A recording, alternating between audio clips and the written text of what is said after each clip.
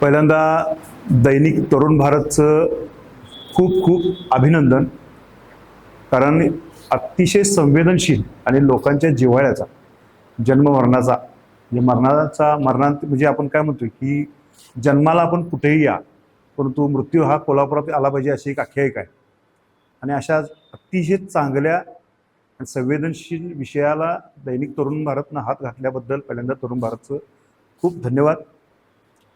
मगाशी मी म्हटल्याप्रमाणे कोल्हापुरातल्या या आपल्या स्मशानभूमीच्या बाबतीत म्हणजे कोल्हापुरात 4 स्मशानभूमी आहेत. त्यातली प्रमुख स्मशानभूमी ही आपली पंचगंगा. तर या पंचगंगेमध्ये जो दररोज नाही म्हटलं तर किमान 25 ते 30 मृतदेहांना त्या ठिकाणी अग्नी दिला जातो. आणि एका मृतदेहावरती जवळजवळ नाही म्हटलं तर 2.5 मन लाकूड आणि ते 450-400 साधारण शेणी लागतात. आणि मग काल परत्वे या इतक्या प्रचंड प्रमाणात ही जी लाकूड फाटा, आता मध्यंतरी अशी बातमी आली होती की कोल्हापुरातल्या या स्मशानभूमीमध्ये शेणींचा तुटवडा आहे. मग सामाजिक संस्था पुढे आल्या, मग सामाजिक संस्थांनी पुढे येऊन शेणीदानचा उपक्रम राबवला. पण शेणीदानचा उपक्रम जरी राबवला तर ती शेणींचं उत्पादन कुठं आहे? गोटा ही संकल्पना पूर्वी दारात गोटा असायचा, घरात म्हशी असायच्या. त्या म्हशी असल्यानंतर हा कोल्हापूरचा बाज हा मुळात ग्रामीण बाज आहे. आणि मग ग्रामीण बाज असल्याकारणानं कोल्हापुराच्या आजूबाजूच्या परिसरातनं ह्या शेणी यायच्या. परंतु कोल्हापुरातला ग्रामीण भागातला जो तरुण आहे, ज्या स्त्री आहेत, त्यांच्याकडे आता हा तसं बघितलं तर गोबर ग्लास प्लॅन्ट आहे दारात प्रत्येकाच्या. त्यामुळे ती शेण त्यामध्ये कालवून त्या गोबर ग्लास प्लॅन्टमध्ये ओतलं जातं. अनेक गोष्टी त्यातनं केल्या जातात. पण शेणी लावणाऱ्या ज्या वयोवृद्ध आजीबाई असायच्या घरामध्ये, मावशी काकी जी कोण असायच्या, त्या दररोज सकाळी त्यांचं काम असायचं की साधारण 200-250 शेणी लावल्याशिवाय ती बाई घराकडे यायची नाही. धारा काढल्यानंतर ती शेणी लावायचं एक काम असायचं. ते आता कुठं ग्रामीण भागामध्ये दिसत नाही. त्यामुळे शेणींचा स्वाभाविकपणे तुटवडा आहे. दुसऱ्या बाजूला लाकडांची एवढ्या मोठ्या प्रमाणात जंगल तोड झालेली आहे. आता कोल्हापूरच्या पश्चिम घाटामध्ये पश्चिम घाट धोक्यात आलाय. गाडगिळ समितीचा अहवालच आता असा आहे की पश्चिम घाटाच्या बाबतीत तुम्ही कुठल्याही प्रकारचं इथं उत्खनन पण करायचं नाही, इथं कुठल्या प्रकारची तोड पण करायची नाही. आता आपण मध्यंतरी पहाटे इतक्या मोठ्या प्रमाणात लाकूड चोरटी वाहतूक म्हणजे त्याला मालकी जंगल म्हणायचं. त्या मालकी जंगलातनं ती इतक्या मोठ्या प्रमाणात ट्रकच्या ट्रक जायचे. आम्ही ते इतक्या मोठ्या प्रमाणात का जाते म्हणून आम्ही अडवायचं, परंतु नंतर कळतं की आपल्याला हे मृतदेहासाठी जाते, कुठं इचरणीची त्या सायझिंगला वगैरे जातं, त्यानंतर तागे तयार करण्यासाठी किंवा पुठ्ठे तयार करण्यासाठी किंवा कागद तयार करण्यासाठी. पण सगळ्यात मोठा भाग त्यातला जातो तो स्मशानभूमीमध्ये.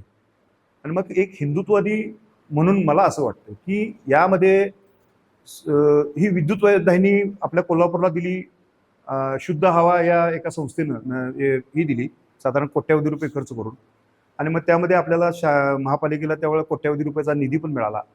पण विद्युत दाहिनी बसवली, परंतु आमची मानसिकता विद्युत दाहिनीवरती मृतदेह जाळण्याची नाही आहे. प्रत्येकजण म्हणतोय की कुणीतरी करायला पाहिजे, परंतु ज्यावेळेला स्वतःच्या घरचं ज्यावेळेला कोणतरी जातंय त्यावेळेला त्या ठिकाणी आमची त्या बुरसटलेल्या आमच्या काही भूमिका, आमची कल्पना, मग आम्ही या ठिकाणी केलं तर मग ते मृतदेहाची हेळसांड होईल, विटंबना होईल. त्याला अनेक कंगोरे आहेत, अनेक त्याला गोष्टी आहेत त्याला लागून. पण धाडस असं कोण की मी माझा मृतदेह यामध्ये माझ्या घरच्या नातेवाईकाचा मृतदेह यामध्ये करतो असा क्रांतिकारी निर्णय कोण घ्यायला तयार नाही. मग ह्यामध्ये मी पहिल्यांदा पुढे कुणीतरी व्हायला पाहिजे असं म्हणणारी व्यक्ती फार कमी आहेत कोल्हापुरात. विद्युत दाहिनी चालू केल्यानंतर मला वाटते 4 ते 5 मृतदेहावरतीच फक्त त्या दिवशी अंत्यसंस्कार झाले. आता त्यामध्ये गॅस आणि विद्युत असं संमिश्र काहीतरी ते अल्फा म्हणून कुठली तरी कंपनी आहे त्यांनी ते दिलं आपल्याला. पण त्यामध्ये हे करत असताना आमची मानसिकता जोपर्यंत सुधारत नाही, आमची मानसिकता जोपर्यंत तयार होत नाही की खरोखर आता लाकूड आणि शेणींचा तुटवडा झाला आणि कुठंतरी एक लवचिकता, फ्लेक्झिबिलिटी आपण जोपर्यंत आणत नाही तोपर्यंत हे शक्य नाही. त्यासाठी आम्ही कोल्हापूर पुरोगामी म्हणतो. माझं कोल्हापूर पुरोगामी आहे. पण ते पुरोगामी असताना बाकीच्या गोष्टीमध्ये पुरोगामित्व आपण दाखवतो, पण या बाबतीत मग प्रतिगामी मग का आपण दाखवतो? या बाबतीत आता ही गोष्ट तसं बघितलं तर विषय खूप मोठा बोलण्यासारखा आहे. मी माझ्या डोळ्यानं बघितलेली गोष्ट सांगतो. कोरोनाच्या काळामध्ये अक्षरशः ते 25 बेड सोडाच, आजूबाजूचे सुद्धा बेड सगळे भरले होते. नवीन स्मशानभूमी तयार केली त्या ठिकाणी सुद्धा ते जागा पुरली नाही. 2 तास झाल्यानंतर ते आहे त्या अवस्थेत टाकून देऊन दुसरा मृतदेह त्यावर चढवायचा. इतकी वाईट परिस्थिती तयार झाली होती त्यावेळेला. मग त्यावेळेला किती लाकूड फाटा, किती ते हे शेणी वगैरे, आणि मग हे सगळं करत असताना 3-4 हजार रुपये जवळजवळ नाही म्हटलं तर त्या एका मृतदेह जाळण्यासाठी आपण खर्च करतो. आणि मग आपल्याकडे सगळं मोफत असल्यामुळं आपल्याला त्याचं मोल नाही आहे. 80च्या दशकामध्ये आपल्याला तत्कालीन मुख्यमंत्री शरद पवार साहेबांनी आपल्याला ते महानगरपालिकेला मृतदेह मोफत अंत्यसंस्काराची आपल्याला सोय केली. म्हणून आपण काय करतो की त्या ठिकाणी आपण त्याचा मोल नसल्यामुळं आपण त्याला कुठल्याही प्रकारे आपण सिरियस घेत नाही, गांभीर्याने घेत नाही. साधा आपण एवढं हे आहे की आपण त्या मृतदेहाच्या जाळल्याबद्दल आपण एक 2 रुपये सुद्धा आपण त्या पेटीमध्ये, आपण दान पेटीमध्ये टाकत नाही. ही आमची वृत्ती आहे. त्यामुळे या वृत्ती म्हणजे ही आपण कुणाला नावं ठेवायचे नाही या ठिकाणी, पण हे सगळं करत असताना कुठंतरी हे पर्यावरण आपण कळत नकळत नक लावतोय, याचं भान राहायला पाहिजे कोल्हापूरकरांना. आणि आता बदलण्याची गरज आहे खूप. म्हणजे माझ्या भावना, माझ्या घरचा हे सगळं जरा बाजूला ठेवून, आणि आता काल परत तुम्ही वेळ पण नाही हो कुणाला की 12 दिवस 15 दिवस अडकून ठेवला. त्यामुळे मृतदेह त्यात टाकल्यानंतर साधारण तासाभरात तुम्हाला त्याची राख मिळते. पर्यायानं रक्षा विसर्जनचा विषय मिटतो, पर्यायानं नदीचं प्रदूषण थांबतं. त्यामुळे त्याला जोडून एकाला एक जोडून अशा सगळे विषय आहेत. त्यामुळे हे लवचिकता हे घेणं गरजेचं आहे. म्हणून माझ्यासारख्या हिंदुत्ववादी कार्यकर्त्याला वाटते की हे कुणीतरी करण्यापेक्षा आपण स्वतः ह्यामध्ये पुढाकार घेऊन केलं पाहिजे. आणि या गोष्टीला आपण आता सामोरं गेलं तर आणि पर्यावरण आणि या सगळ्या गोष्टींना आळा बसेल. धन्यवाद. सर्वांना नमस्कार. मी उपनगरामध्ये राहतो गेली 20 ते 22 वर्ष. आदरणीय देशमुख साहेबांच्या आणि रात्री प्रसादचा फोन झाला आणि हा विषय मला रात्रीच समजल्यानंतर मी थोडंसं चिंतन करत होतो की जसं यांनी सांगितलं की कोल्हापूर हे पुरोगामी आहे आणि कोल्हापूर हे परिवर्तनवादी पण आहे. आणि मग मी विचार करतो की गेल्या 15 वर्षामध्ये आम्ही संयुक्त उपनगराच्या माध्यमातून जवळपास पंचगंगा स्मशानभूमीला 35 ते 40 लाख शेणी दान केल्या. आणि त्या शेणी दान करत असताना आम्हाला अभिमान वाटायचा. पण आता या चर्चेचा सूर असा वाटतोय की आम्ही प्रदूषण किती केलं. त्या शेणी गोळा करण्यासाठी 8-10 ट्रक गोळा करायचे, कार्यकर्ते गोळा करायचे, आणि मग हे किती दिवस चालणार आहे. येणाऱ्या भविष्य काळामध्ये आम्ही जर विज्ञानवादी म्हणून जर जगत असू तर या ठिकाणी ह्या पाण्याचं, नदीचं, पर्यावरणाचं, हवेचं प्रदूषण थांबवणं हा एक भाग झाला. परंतु मी एक कार्यकर्ता म्हणून किंवा या कोल्हापूरचा एक घटक म्हणून, या मातीचा घटक म्हणून आम्हाला कोल्हापूर पासून अख्ख्या महाराष्ट्राला एखादी परिवर्तनवादी गोष्ट जर द्यायची असेल तर जी बंद पडत आलेली जी आपली इलेक्ट्रॉनिक आहे किंवा गॅसवरती चालणारी विद्युत दहनी आहे ती चालू व्हायला पाहिजे. या मताशी मी पूर्णपणे सहमत आहे. हे काही एका क्षणामध्ये होईल. आज आम्ही इथं राऊंड टेबल घेतली आणि आम्ही सर्व कार्यकर्ते एकत्र झालो. याला काही जण विरोध सुद्धा करतील, काही जणांना हे पटणार सुद्धा नाही. काही जण म्हणतील की गेले 50 वर्ष कोल्हापूरमध्ये जन्माला कुठे यावं आणि साहेबांनी आता सांगितलं तसं मरावं कोल्हापूरमध्ये, कारण इथं फुकट मरायला मिळते. फुकट मरणं याचा अर्थ असा आहे की ही एक करवीर काशी आहे आणि या करवीर काशीमध्ये तुम्ही कुठेही मेला तर पुण्य लाभतं असं आख्यायन सांगतं. पण आख्यायन हे विज्ञानावरती आधारित आहे का? म्हणजेच माझं एक संयुक्त उपनगर मंडळ, जवळपास त्यात 100-125 मंडळ एकत्रितरित्या काम करतात. काही जण खूप उदात्त भावनेनं सिनी दान करतात. मी तर प्रत्येक घरातून आजीबाईकडून 5 सिनी तरी घेतो किंवा 10 रुपये तरी घेतो. का? तर तुम्हाला वाटावं की आपल्याला समाजसेवेचा हेवा यावा. म्हणजे या पद्धतीनं मी काही गोष्टी या ठिकाणी मुद्दाम 1-2 मिनिटांमध्ये तुमच्याशी शेअर करणार आहे. मी 22 वर्ष राहायला आहे. 22 वर्षामध्ये प्रत्येकाच्या स्वभावामध्ये बदल होत गेला, माणसाच्या स्वभावामध्ये बदल होत गेला, कोल्हापूरच्या रचनेमध्ये हळूहळू बदल होत गेला. परंतु आपण काही जुन्या परंपरा आहेत ज्या आज कालानुरूप बदलायला पाहिजेत त्या मात्र बदललेल्या नाहीत. त्यासाठी मात्र आम्ही एकमेकाच्या गळपट्ट्यात धरून एकमेकाशी भांडण करायला उठतो. मग आज हा जो विचार या ठिकाणी आदरणीय सुधाकर काशी सरांनी तरुण भारतच्या माध्यमातून जो उठवलेला आहे हा सर्व दैनिकांनी उठवावा. राज्यामध्ये प्रिंट मीडिया असेल, डिजिटल मीडिया असेल, या सर्व मीडियामध्ये तो उठवावा, जेणेकरून या कोल्हापूरला वाटेल, कोल्हापूरला अभिमान वाटेल की आपण एक चांगला विषय हातात घेतलेला आहे. इथं 5 लाख लोक राहतात. आता साहेबांनी सांगितले की 4000 माणसं मरतात. साधारणतः मगाशी आम्ही आकडा काढला होता 640 टन लाकूड आणि जवळपास 50 लाख शिनी यातनं बाहेर पडणारा जर कार्बनचा विचार केला तर मला वाटते ह्या पंचगंगा स्मशानभूमीच्या एरियात राहणाऱ्या माणसांना येणाऱ्या 10-15 वर्षामध्ये कॅन्सर झाल्याशिवाय राहणार नाही, फुफ्फुसाचे विकार झाल्याशिवाय राहणार नाही. इतकी प्रचंड राख, म्हणजे एक मूठ आपण त्यात टाकत होतो तर ती मूठ सुद्धा पाण्यात टाकायसारखं पाणी राहिलेलं नाहीये. तेव्हा माझी अगदी कोल्हापूरवासी म्हणून माझी एक सर्वांना, तुम्हा सर्व कार्यकर्त्यांना, सर्व पत्रकार बंधूंना सुद्धा माझी विनंती आहे की हा मुद्दा खूप छान पद्धतीने उचलावा.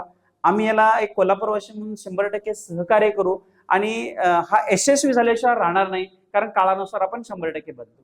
धन्यवाद. नमस्कार, मी अशोक बळीराम पवार, सामाजिक चळवळीतला एक कार्यकर्ता आहे. हा जो विषय आहे तो गंभीर आहे. प्रत्येकाला वाटते की हे झालं पाहिजे, स्वतः कोण पुढे येत नाही. आता आम्ही ठरवले की शेवटी कसं आहे, ज्यावेळा आमचा मृत्यूले नाशवंत देह आहे त्यावेळा हे सांगायला आम्ही असणार नाही की बाबा मला त्या विद्युत दाहिनीत घाला, आणि कुणाला त्याचं असं एक सर्टिफिकेट पण लिहून ठेवायची गरज नाही किंवा बोलता बोलता किंवा आपण त्याचं प्रबोधन केलं पाहिजे. ते ज्यावेळेला जरी नेत्रदानचे इतके संकल्प केलेले फॉर्म आहेत तर माहीत नसते, धन झाल्यावर लक्षात येते की ह्यानं नेत्रदान संकल्प केला होता. त्यामुळं सुरुवात म्हणण्यापेक्षा आपल्या गल्ली असेल, भाग असेल, त्या ठिकाणी ज्या वेळेला एखाद्याचं निधन होईल त्यावेळेला आपण त्या कुटुंबाबरोबर चर्चा केली पाहिजे, बाबा हे असं आहे आणि हे करायला पाहिजे.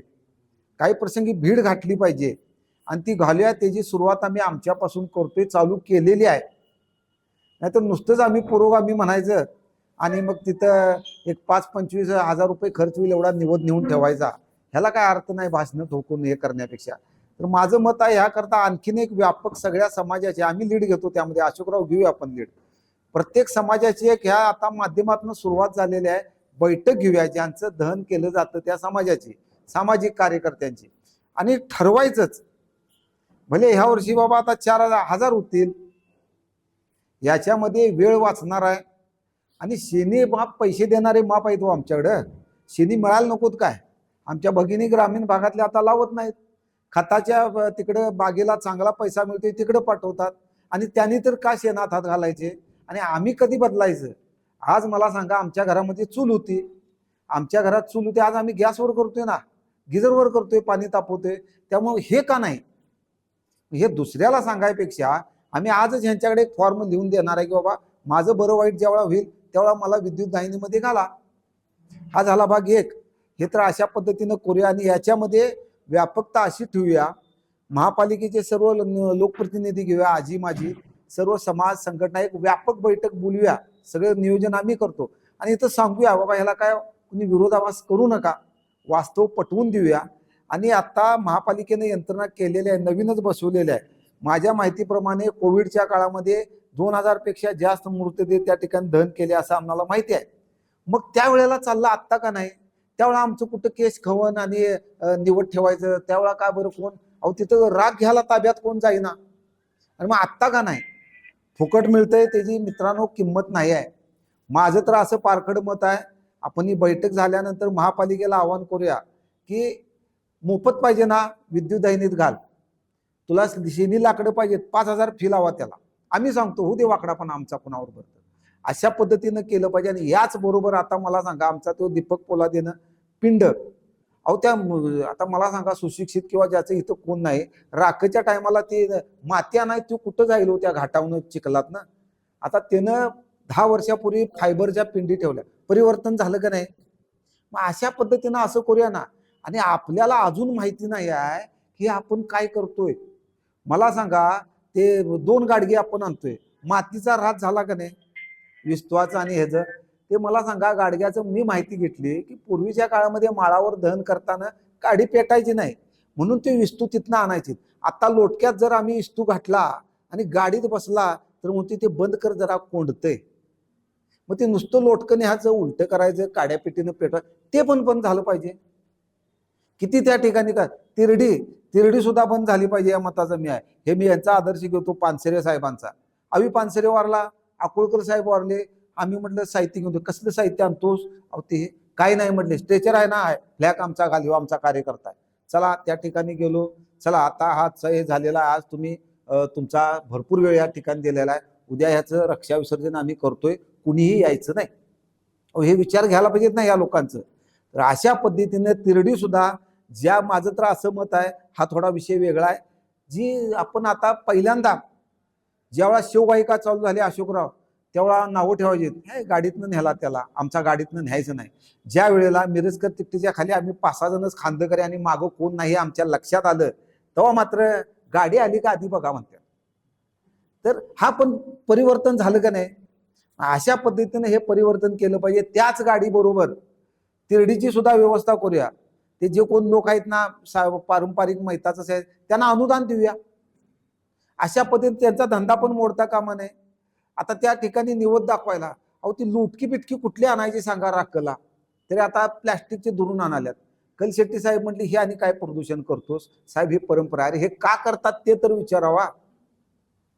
राख सोडायला इथं पंचगंगा आहे, 5 गंगांचं, तिकडं कोण काशीला जातोय, कोण प्रयागावर जातोय, अहो ते सगळं हितच येतंय की. हे सुद्धा बदल आपण करणं गरजेचं आहे, परिवर्तन होणं गरजेचं आहे. त्या दृष्टीनं सुरुवात आपल्यापासून जाहीरपणेच आम्ही सांगून टाकतो. आमच्या कुटुंबातील असेल, पै पाहुण्यातला कोण झाला, कुटुंबातला असाल तर हक्कानंच ही वेळ लवकर येऊ नये या मताचा मी आहे.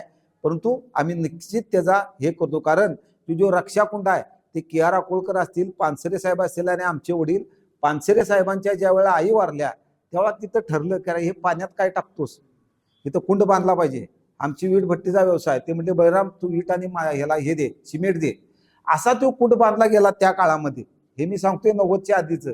आणि ती सुरुवात झाली का नाही, सुरुवात कुणी तर करायला पाहिजे. या पद्धतीने माझं मत आहे, मिटिंग घेऊया, आम्ही घेतो, सगळ्यांनी सहकार्य करा आणि विद्युत दाहिनीचा 100% वापर कसा होईल यासाठी प्रबोधन करत राहूया.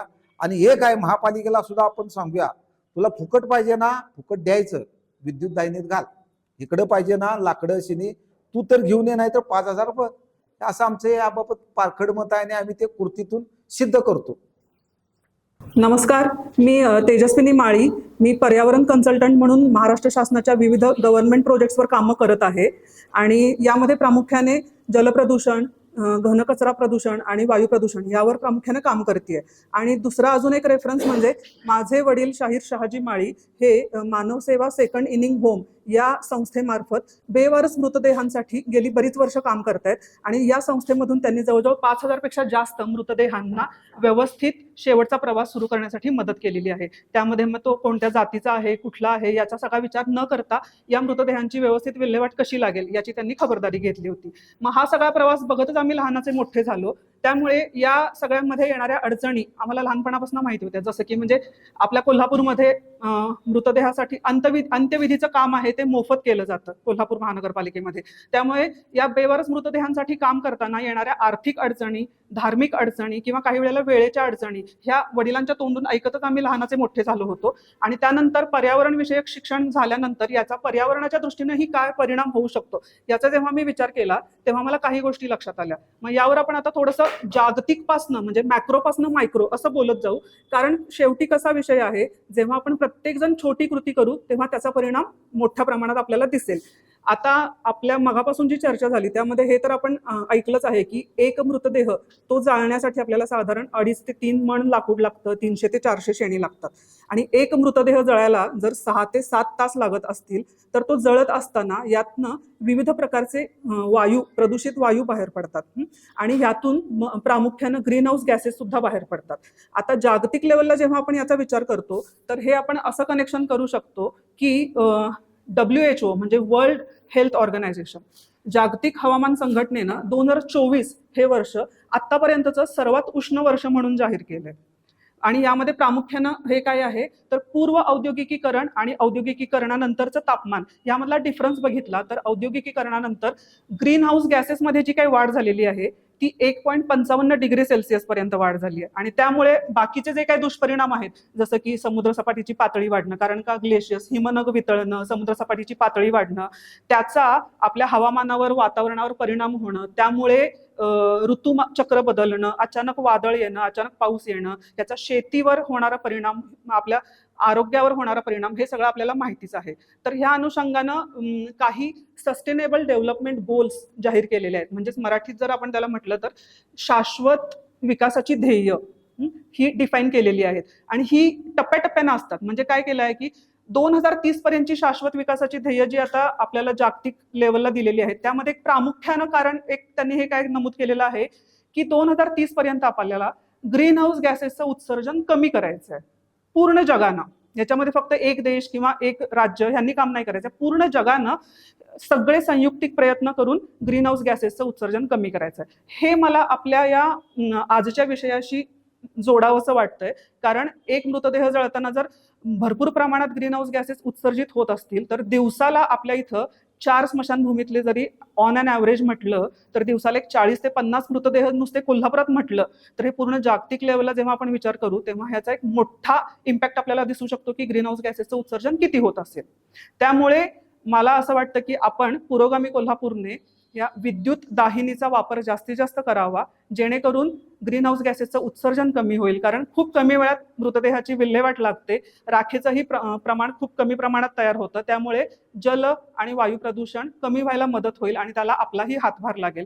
आणि शिवाय अजून एक मला सजेशन द्यायचं, म्हणजे हे टेक्निकली आपण चेक करूच, पण जी विद्युत दाहिनी आहे ती सौर ऊर्जेवर चालण्यासाठी पण अजून आपण काही करू शकत असू तर त्याचाही आपण नक्कीच विचार करू. धन्यवाद. नमस्कार, मी प्रशांत कुलकर्णी LIC कोल्हापूरमध्ये काम करते. LICची एक टॅगलाईन आहे आमची, जिंदगी के साथ भी आणि जिंदगी के बाद भी. या अनुषंगाने एकदा मी स्मशानभूमीत फिरायला गेलेलो आणि लक्षात आलं की बाबा खूप गरज आहे. एक 20 वर्षापूर्वी आम्ही काम चालू केलं. सुरुवात 100 रुपयाने केली, आज महिना 10,000 गोळा करते. शेणी आणि काहीही लागलं स्मशानभूमीत आम्ही मदत करत असतो. कोरोनामध्ये आम्ही त्यांना हँडग्लोव्ह दिले, सॅनिटरी वेअर दिले. आता मूळ मुद्द्यावर येतो, बऱ्याच वक्त्यांनी स्पर्श केला. कोल्हापूर स्मशानभूमीचा आता आपण जे म्हणतात की विद्युत दाहिनीमध्ये दहन होतं ते फक्त बेवर्स प्रेतांचं होतं. स्वतःहून कोणीही क्वचित असेल 1.0% मध्ये तयार होतात लोक, बाकी लोक तयार होत नाहीत. आत्ता एकाचा खर्च येतो 3,000 रुपये शेणीकडे गेलो. हाच खर्च आपण विद्युत दाहिनीकडे गेलो तर तो माझ्या अंदाजे 1,000 रुपयाच्या आतील लाईटचा धरला तर हे करेक्ट करतील मला. याबरोबर होणारं प्रदूषण, आपण जर आता त्या भागात गेलो तर प्रत्येक घरावर बारीक बारीक राखेचे हे कण पडलेले असतात. हेच कारण आहे खानविलकरांच्या मागच्या बाजूची जी स्कीम आहे त्याला मागच्याला गिराईक येत नाही कोण, कारण कसं असू हां कधी उघडत नाही.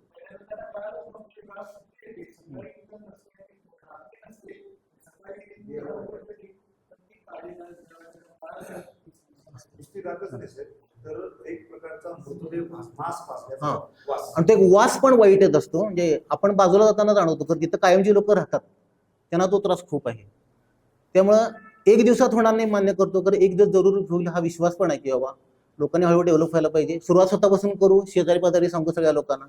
आतापर्यंत आम्ही जवळजवळ 1,00,000 शेणी दान केल्यात. हे आत्ता मला वाटतं की अभिमानाची गोष्ट नाही, आत्ता आम्ही असं म्हणणं, तर त्यावेळी ती गरज होती, कोरोनामध्ये मिळत नव्हतं. आणि परवा आपल्याकडे तो विषय झाला शेणी कमी आहेत. यंदा काय झालं की पावसाळा लांबला, शेण ऐकणं हा मुद्दा नव्हता, पावसाळा लांबला दिवाळीपर्यंत, ह्यांना ऊन मिळालं नाही, शेणी मिळत नव्हती. त्यामुळे आम्ही गावागावात जाऊन अक्षरशः प्रत्येक घरटी 5-5 शेणी मागून गोळा केले, ज्यावेळी 11,000 केलेल्या होत्या. सर्व एकत्र येऊ, आम्हाला पण काय लागलं सांगा, आम्ही मदत करू. धन्यवाद.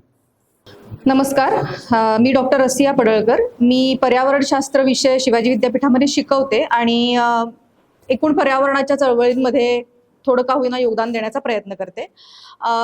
स्मशानभूमीच्या मध्ये दहन होणाऱ्या संदर्भातल्या अनेक महत्त्वाच्या मुद्द्यांना आतापर्यंत इथल्या सर्व अभ्यासकांनी स्पर्श केलेला आहे. शेणीची कमी होत जाणारी उपलब्धता आणि शेणीबरोबर जाळावं लागणारं लाकूड, हा दोन्हीही आता वेगानं कमी होणारा नॅचरल रिसोर्स आहे, ज्याला आपण नैसर्गिक साधन संपत्ती असं म्हणतो. आणि दुसरं असं आहे की शेणाच्या बाबतीमध्ये जर विचार केला तर शेण हे गोबर गॅस म्हणून अधिक उपयुक्त असं फ्युएल आहे, ज्याला आपण ग्रीन फ्युएल म्हणू शकतो. की खेड्यापाड्यातल्या बायकांना जसं तुम्ही म्हणलं की लाकूड न जाळता त्यांना आज घरी बसल्या गोबर गॅसच्या माध्यमातून आज त्यांना शुद्ध इंधनचा पुरवठा होतो आहे. त्यामुळे त्यांच्याकडून ते शेण घेऊन त्याचा वापर चिता जाळण्यासाठी करणं हे खरं तर त्यांच्यावर अन्याय करण्यासारखं होईल. त्यामुळं शेणाचा वापर हा इंधनासाठी गोबर गॅसच्या माध्यमातून आणि त्याच्यातून ते शिल्लक राहील ते खतासाठी शेतामध्ये सेंद्रिय शेतीसाठी हे अधिक जास्त उपयुक्त आहे. दुसरा मुद्दा जो लाकडाचा आहे त्याच्याबद्दल सुद्धा आपण सगळेजणच बोललो आहोत की कोल्हापुरातलं लाकडाचं प्रमाण म्हणजे झाडांचं प्रमाण इतक्या वेगानं कमी होतं आहे आणि त्याच्यामध्ये सुद्धा आपण वटलेली झाडं आणतो असं म्हणतो, पण त्याच्यामध्ये काय काय गोष्टी होतात हे आपल्याला सगळ्यांनाच माहिती आहे. परवा CPRच्या दारात पडलेलं जे झाड होतं होतं, त्याची नेमकी विल्हेवाट कशी लागली, हा सुद्धा एक म्हणजे चिंतनाचाच मुद्दा आहे. त्यामुळं लाकूड आणि शेणीवरचा भार आपल्याला जास्तीत जास्त कमी करणं ही अत्यंत महत्वाची गरज आहे. दुसरा मुद्दा मला इथं बोलावासा वाटतो तो म्हणजे आता तेजस्विनीताईंनी सांगितलं हवामान बदलासंदर्भात. हवामान बदल हा अत्यंत मोठा आणि व्यापक विषय आहे. त्याला परिणामकारक असणारे ग्रीन गॅस जे आहेत त्याच्याबद्दलही सगळ्या गोष्टी आपण ह्याच्या अगोदरही एकदा राऊंड टेबलमध्ये चर्चिलेल्या आहेत. पण स्थानिक पर्यावरणाचा जो मुद्दा आहे तो अत्यंत महत्वाचा आहे. आणि स्थानिक पर्यावरणामध्ये आज जर कोल्हापूरचा एअर क्वालिटी इंडेक्स आपण बघितला, ज्याला हवा गुणवत्ता निर्देशांक असं म्हणलं जातं, जो आता वेगवेगळ्या माध्यमातून सतत तपासला जातो. CPCBच्या माध्यमातून जर आपण बघितलं तर शिवाजी विद्यापीठामध्ये सायबर चौकामध्ये एक बोर्ड आपल्याला डिस्प्ले झालेला दिसतो आणि धैर्यप्रसाद मंगल कार्यालयाच्या इथे सिंचन भवनच्या दारात एक बोर्ड आहे. हे 2 CPCBचे बोर्ड आहेत. त्याशिवाय MPCBच्या माध्यमातून सुद्धा 3-4 ठिकाणी मॉनिटरिंग होत असतं आणि अनेक प्रायव्हेट मॉनिटरिंग एजन्सी आहेत. मी माझ्या घरात सुद्धा एक छोटं AQI मॉनिटरिंग मशीन बसवलेलं आहे आणि ह्या सगळ्यामधून येणारे जे निर्देशांक आपण बघितले तर ते कंटिन्युअसली 150च्या वरती आहेत. म्हणजे एअर क्वालिटी इंडेक्स हा 50च्या आत असणं खरं तर आरोग्यदायी आहे. भारतामध्ये कुठेही आज आपल्याला 100च्या खाली AQI दिसत नाही. ज्या दिल्लीच्या हवेच्या गुणवत्तेबद्दल आपण सगळेजण बोलतो त्या दिल्लीचा हवा AQI 400च्या वर असतो हिवाळ्याच्या काळामध्ये. आता सुद्धा तो 300-350च्या आसपास आहे. पण कोल्हापूर सारख्या शहरात, जे शहर चांगल्या हवेसाठी, चांगल्या पर्यावरणासाठी, झाडांसाठी आणि चांगल्या लोकांसाठी प्रसिद्ध आहे, अशा शहरामध्ये AQI सातत्यानं 150च्या वर असणं ही अत्यंत चिंताजनक बाब आहे. आणि ह्या AQI मधला जो सगळ्यात महत्वाचा घटक आहे तो म्हणजे धुलीकण, ज्याला आपण पार्टिक्युलेट मॅटर असं म्हणतो. पार्टिक्युलेट मॅटरमध्ये 3 मोजमाप केली जातात. 1 मायक्रॉनचा तो अत्यंत सूक्ष्म असतो, जो आपल्या फुफ्फुसाच्या आतमध्ये जातो. 2.5 मायक्रॉनचा तो देखील आपल्या फुफ्फुसाच्या आतमध्ये जातो आणि 10 मायक्रॉनचा म्हणजे तो थोडा मोठा असतो, पण ज्याच्यामुळे आपल्याला डोळ्याला इरिटेशन होणे आणि हवेमध्ये एकूण जी काही व्हिजिबिलिटी कमी झालेली असते ती सगळी दिसून येते. ह्या पार्टिक्युलेट मॅटरचं प्रमाण आपल्याला प्रचंड जास्त वाढलेलं दिसतं. ह्याला अनेक कारणं आहेत. खराब रस्ते आहेत, जो आपल्याकडे कचरा जाळला जातो तो आहे आणि त्याच्यातलंच एक महत्वाचं कारण आहे ते म्हणजे शेणी आणि लाकडाचा वापर करून चितेला जो दहन केलं जातं त्याच्यामधून सुद्धा सूट पार्टिकल्स म्हणजे अर्धवट जळलेले असे जे राखेचे कण बाहेर पडतात, त्याचा तुमच्या आरोग्यावरती आणि आजूबाजूच्या शेतीवरती प्रचंड मोठा परिणाम होतो. पूर्वी लोकसंख्या कमी होती, आजूबाजूला घरं नव्हती तेवढी राहणारी, वसाहत कमी होती, त्यामुळं ह्या गोष्टी शक्य होत्या. पण आता लोकसंख्या वाढलेली आहे, दाटीवाटी झालेली आहे आणि आपल्याकडं आधुनिक पर्याय उपलब्ध आहे. त्यामुळं परिवर्तनाच्या दिशेनं कोल्हापूरनं पाऊल टाकणं अत्यंत गरजेचं आहे. आता जसं ह्यांनी सांगितलं तसं मी सुद्धा आज इथे जाहीर करून टाकते, म्हणजे मी आधीच केलेलं आहे. माझा मृत्यू कुठेही झाला तर मला कोल्हापुरातही आणायची तस्ती घेऊ नका. तिथं जिथं जवळपास कुठं विद्युतदाहिनी असेल तिथं दहन करून टाका. तो तरी आता यात पाहुण्यांनी कशाला करायची. त्यामुळं प्रत्येकानं असा निर्धारच करावा. तरुण मंडळांच्या माध्यमातून किंवा आणखीन काही वेगळ्या उपक्रमांच्या माध्यमातून असा एक निर्धार करणे प्रत्येकानं की आज आपण माझ्यानंतर माझी विल्हेवाट ही आधुनिक पद्धतीनं पर्यावरण पूरक पद्धतीनं विद्युतदाहिनीमध्ये व्हावी असा आपण एक निर्धार करू शकतो. दुसरी एक छोटीशी सूचना अशी करावीशी वाटते की शुल्क आणि सशुल्क जे तुम्ही म्हणलात ते अगदीच बरोबर आहे. ते शुल्क किती लावावं हे समिती गठन करून ठरवावं. पण तिथं काही प्रबोधनात्मक बोर्ड आपल्याला लावता आले स्मशानभूमीमध्ये की विद्युतदाहिन्याचा वापर केला तर तुमचं कार्बन फुटप्रिंट किती कमी होणार आहे, तुमचा पर्यावरणावरचा इम्पॅक्ट किती कमी होणार आहे आणि तुम्ही जेव्हा शेणी आणि लाकडाचा वापर करून जाळता त्यावेळेला त्याच्यासाठी किती लाकूड वापरलं जातं, हे जे स्टॅटिस्टिक्स आपण इथं बोलतो आहोत ते जर स्मशानभूमीमध्ये लावता आलं. आपली स्मशानभूमी खरंच सुंदर आहे, म्हणजे फिरायला जावं अशीच ती जागा आहे. तरी सुद्धा लोकांना, येणार जाणाऱ्या लोकांना जे दहनाच्या निमित्तानं तिथं आलेले आहेत ते बघतील, वाचतील आणि पुढच्या वेळेला काही वेगळा सकारात्मक बदल करतील आणि सकारात्मक निर्णय घेतील असं वाटतं आहे. कोल्हापूर नक्कीच या दिशेनं पाऊल टाकेल अशी मला देखील आशा वाटते. धन्यवाद. नमस्कार, मी धनंजय लिंगम रंकाळा संवर्धन समितीमार्फत काम करत आहे. आम्ही मध्येच 7-8 महिन्यापूर्वी रंकाळ्यावरती कुत्र्यांच्या बद्दल जे प्रबोधन केलं त्यामध्ये प्रबोधनातून बराच फरक पडला. जवळजवळ 90% लोक आता कुत्री रंकाळ्यावर फिरायला घेऊन येत नाहीत. तसाच आपण प्रबोधन करून बदल होऊ शकतोय, पण प्रबोधन करणं गरजेचं आहे. लोकांची मानसिकता बदलणं गरजेचं आहे. लोकांना देखील इच्छा आहे की आपल्यात परिवर्तन व्हायला पाहिजे. हे जे मॅडमने पण सांगितलं की तिथं बोर्ड लावले गेले पाहिजेत, म्हणजे चांगलं काय आणि वाईट काय हे सांगितलं पाहिजे. अश्वथदादांनी पण सांगितलं की परिवर्तन आता होणे गरजेचं आहे. म्हणजे प्रत्येक समाजामध्ये किंवा आपल्या हिंदू ह्याच्यामध्ये आपणच स्वतःपासून बदल केला तर बदल हा निश्चित होऊ शकतो. आमचा देखील पहिला लाकूड व्यवसायाचा धंदा होता, जळाऊ लाकडाचा. 6 वखारी कोल्हापुरीमध्ये होत्या. आम्ही देखील चेंज करून आता आम्ही तो व्यवसाय बंद करून ट्रक व्यवसायामध्ये आहे. माणसाच्यात बदल करायची इच्छा असेल तर बदला होऊ शकतो, फक्त आपली इच्छा पाहिजे आणि त्याच्यासाठी प्रबोधन करणं ही गरज आहे, प्रबोधनाची गरज आहे. लोकांचे मन परिवर्तन व्हायला पाहिजे.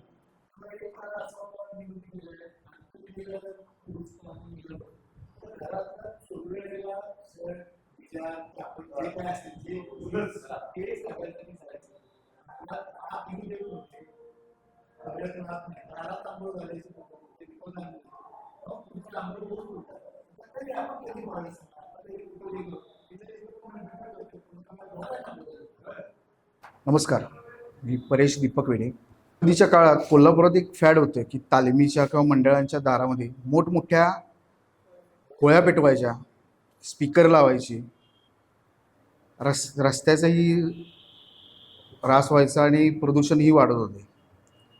त्यावेळेला दिवंगत पत्रकार नंदकुमार वेडे असू देत, त्याबरोबर महादेव मोरे, राजू वेडे, घोरपडे असे बरेचसे लोक आहेत. त्यांनी त्यावेळेला किरकोळ ज्या शेणी जमलेल्या आहेत त्याची 5-10 शेणीची होळी करून स्मशानभूमीला दिल्या. हे सातत्याने ते करत होते. कालांतरानं आम्ही ज्यावेळेला मोठं झालो आम्ही त्यांचा आदर्श घेतला होता. गेले 25 वर्ष मला जेवढं कळते, आपण होळीच्या निमित्तानं शेणीदान करत आलो. असं नाही की होळी करायची नाही, असं नाही. आपण होळी एक 10 किंवा 11 शेणांची होळी करून धार्मिक विधी करूनच आपण त्या दिवशी देतोय. फक्त निमित्त आपण होळी पौर्णिमेला देतोय. त्यानंतर आमच्या लक्षात आलं असं एक 5-10 वर्षाने की फक्त होळीपुरतंच का व्हायला लागले. होळीपुरतंच न ठेवता आपण कोल्हापूर महानगरपालिकेची मदत घेतली. ठराविक ठिकाणी डिजिटल पोस्टर लावले की बाबा हे वर्षभर आपण द्यावं. कुणाचाही वाढदिवस असू दे, मयत झाला असू दे, 12वा असू दे, तुम्ही ज्या त्या वेळेला शेणी दान करावं. असं एक 5-10 वर्षानंतर लक्षात आलं. गेल्या 10 वर्षापासून आमच्याही लक्षात आले की आपण तिथे एक जी पेटी आहे, दानपेटी, त्या दानपेटीत शुल्लक रक्कम पडत होती. 2005-2010 मध्ये शुल्लक रक्कम पडत होती. आपण त्यावरही प्रबोधन केले की ज्यावेळेला आपण कुणाची रक्षा विचारायला जाऊ किंवा अंत्यविधीला जाऊ तर जाता जाता खिशातली काही एखादी नोट असेल तर त्यात घालावी. असं एक आपण पोलादेंच्याच पोस्टरवरती आपण त्यांना विचारून महानगरपालिकेने पोलादेंचं नाव टाकून त्या मंडळाचं आपण हे केलं की तिथं ज्या वेळेला जाईल त्यावेळेला आपण काही ना काहीतरी खिशातली एक नोट ठेवा. म्हणजे मला जेवढं माहिती आहे की 2005ला 50,000 सुद्धा त्यात कधी वर्षभरात जमा होत नव्हते. आता त्याचा आकडा 2-2.5 लाखाच्या वरती जातोय वार्षिक.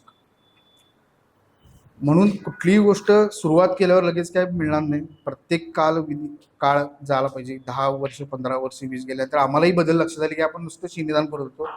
त्यानंतर आम्ही प्रबोधन केलं.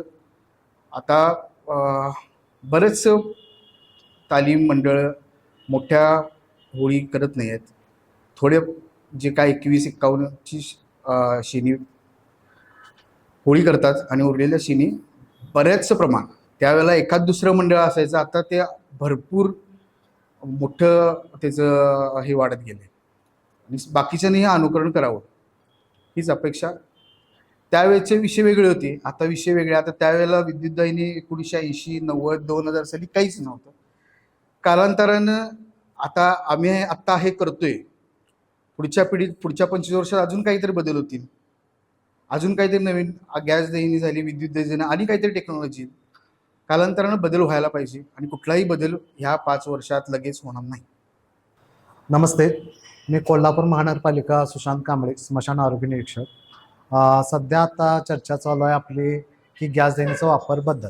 तर यावेळी आता कोल्हापूरचे सामाजिक कार्यकर्ते मंडळी तसेच सामाजिक काम करणाऱ्या संस्था ह्या आपल्या स्मशानभूमीला मोठ्या प्रमाणात अशी मदत करत असतात. यावेळी आता महापालिका मृतदेहांवर मोफत अंत्यसंस्कार करत असते. यावेळी महापालिका 30 लाखाच्या शेणी खरेदीसाठी काढते. तसेच लाकूड आपल्याला उद्यान विभागामार्फत तिथं भेटत असतं. या कार्यासाठी आता मॅडम पण मगाशी म्हणल्या की पर्यावरणाच्या की यामुळं जलप्रदूषण, हवा प्रदूषण अशा गोष्टी होत असतात. तर ह्या बंद होण्यासाठी आपण आता विद्युत देणी तसेच गॅस देणी चालू केली आहे. हे आपण मागच्या फेब्रुवारी म्हणजे आता वर्ष होत आलं. यामध्ये सध्या आता 100च्या वर बोड्या झालेल्या आहेत. पण लोक आता पहिला असा गैरसमज होता लोकांचा की गॅस देणीमध्ये आपण बेवारसच बोडी घेतो, पण तसं नाही. अशा प्रकारे आपलं पण कोल्हापूर जनतेला असं सांगणं आहे की इथून पुढे गॅस देणीचा वापर व्हावा, हीच विनंती. अच्छा.